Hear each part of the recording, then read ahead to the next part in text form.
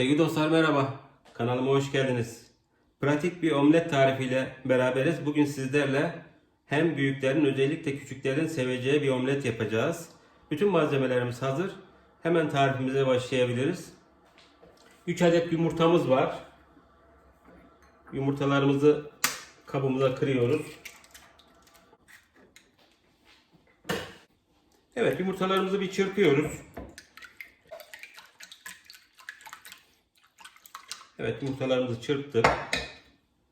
2 dal maydanoz katacağım ben. Tercih ederseniz siz de katabilirsiniz.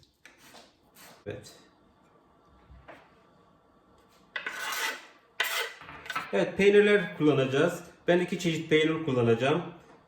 Siz evde bulunan peynirlerden faydalanabilirsiniz. Bir çökelek peynirim var. Yaklaşık bir yemek kaşığı kadar çökelek peynirimi ekledim. Tulum peynirim var. Yarım kibrit kutusu kadar.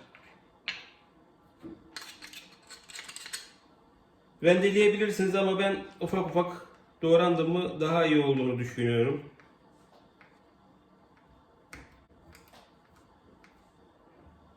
Evet, tulum peynirimi de ekliyorum. Evet, şimdi hep beraber bir çırpıyorum. Evet, birer tutam tuz, karabiber, biber var. Siz tercihinize göre biber atıp atmayabilirsiniz. Aynı zamanda peyniriniz tuzluysa tuz da atmayabilirsiniz. Evet, bir tavama yarım yemek kaşığı kadar tereyağı aldım ben. Sıvı yağ da kullanabilirsiniz.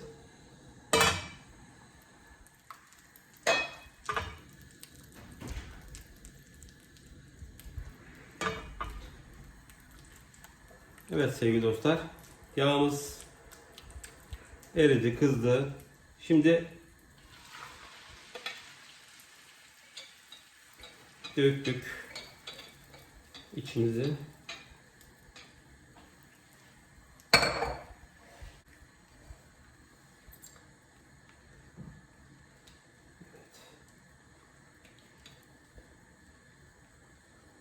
Ocağımızın altı ne çok yüksek ne çok kısık. Bir orta ateşe getiriyoruz.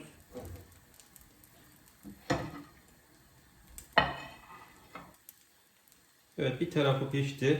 Şimdi omletimizi tabağa alıyoruz.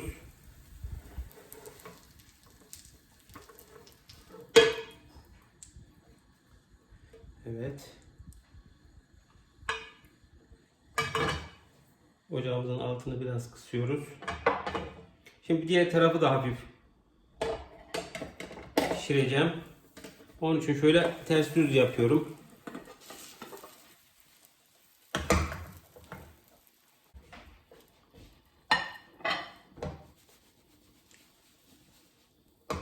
Sevgili dostlar, diğer taraf da pişti. Şimdi tabağımızı aldık. Ocağımızın altını kapatıyoruz. Bu aşamada omletimizi süsleyeceğiz. Evet. Bir surat yapacağız.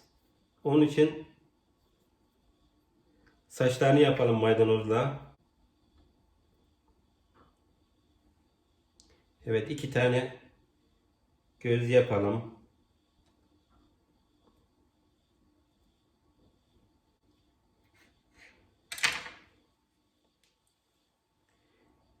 Şöyle kaşlarını da yapalım. Evet, şöyle kaşları da olsun.